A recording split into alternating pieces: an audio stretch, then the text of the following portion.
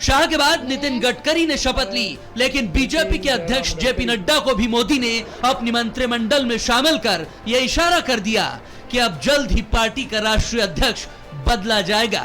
शाह के 2019 में पद छोड़ने के बाद से नड्डा बीजेपी अध्यक्ष की जिम्मेदारी संभाल रहे थे, मगर अब वो एक बार फिर मोदी कैबिनेट में मंत्री बन गए हैं।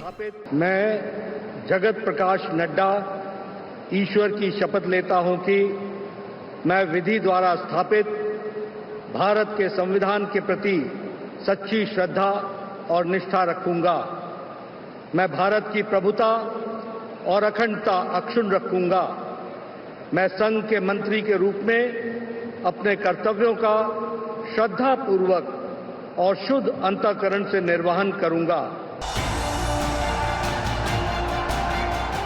नड्डा के बाद कई बड़े चेहरे शपथ लेने आए, जिनमें निर्मला सीतारमण, जयशंकर से लेकर राज्यों से कभी सीएम पद रहे नेता भी थे। वो आगे बताएंगे। पहले ये जान लीजिए कि मोदी की तीसरी पारी में किस वर्ग के कितने मंत्री हैं। मोदी के 72 मंत्रियों में से 27 मंत्री पिछड़ा वर्ग से आते हैं, तो 10 मंत्री अनुसूचित जाति के हैं। 5 अनुसूचित जनजाति से आने वाले सांसदों को मंत्री बनाया गया है, तो वहीं 5 अल्पसंख्यकों को मंत्री बनाया गया है। यानी हर वर्ग को मोदी की टीम में जिम्मेदारी मिली है। बीजेपी के ओबीसी नेताओं में बड़ा कद रखने वाले शिवराज सिंह चौहान भी मोदी की टॉप टीम में शामिल हो गए। मैं शिवराज सिंह चौहान ईश्वर की शपथ लेता हूं कि मैं विधि द्वारा स्थापित भारत के संविधान के प्रति सच्ची श्रद्धा और निष्ठा रखूंगा। मैं भारत की प्रभुता और अखंडता अक्षुण्ण रखूंगा।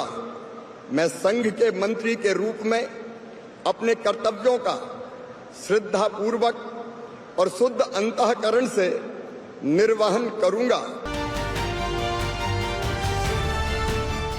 मामा के नाम से मशहूर शिवराज के साथ ही हरियाणा के मुख्यमंत्री रह चुके मनोहर लाल खट्टर ने भी कैबिनेट मंत्री पद की शपथ ली और अपनी नई पारी की शुरुआत कर दी।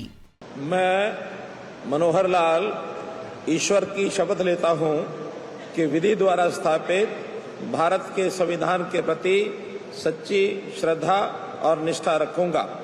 मैं भारत की प्रभुता और अखंडता अक्षुण्ण रखूंगा। मैं संघ के मंत्री के रूप में अपने कर्तव्यों का श्रद्धापूर्वक और शुद्ध अंतःकरण से निर्वहन करूंगा।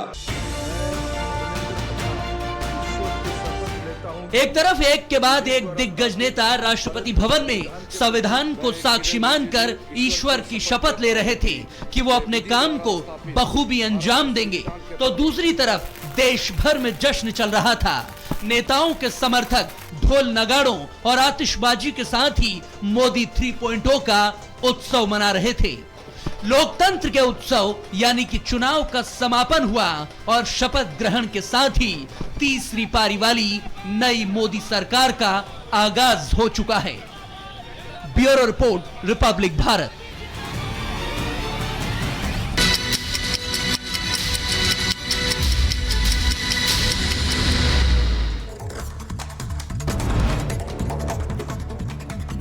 जम्मू कश्मीर में श्रद्धालुओं से भरी बस पर आतंकी हमले में 10 श्रद्धालुओं के मारे जाने की खबर, वहीं 33 यात्री घायल बताए जा रहे हैं। शिवखोड़ी मंदिर से कटरा लौट रही बस पर घात लगाया आतंकियों ने गोलीबारी की। हमले के बाद बस अनियंत्रित होकर खाई में जा गिरी। पोनी इलाके के तेरियत गांव के पास आतंकियों ने बस पर हमला किया।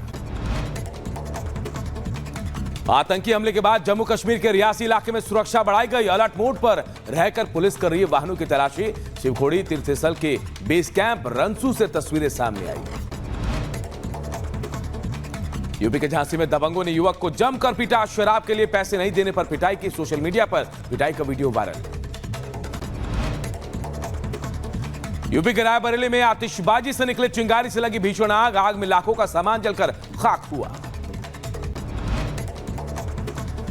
यूपी के महोबा में 2 घरों में लगी भीषण आग। मौके पर पहुंची फायर ब्रिगेड की टीम ने कड़ी मशक्कत के बाद आग पर काबू पाया।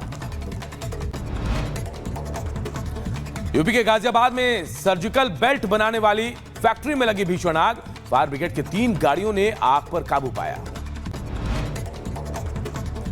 यूपी के मुजफ्फरनगर में पुलिस और बदमाशों के बीच मुठभेड़, 25,000 का इनामी बदमाश गिरफ्तार किया गया।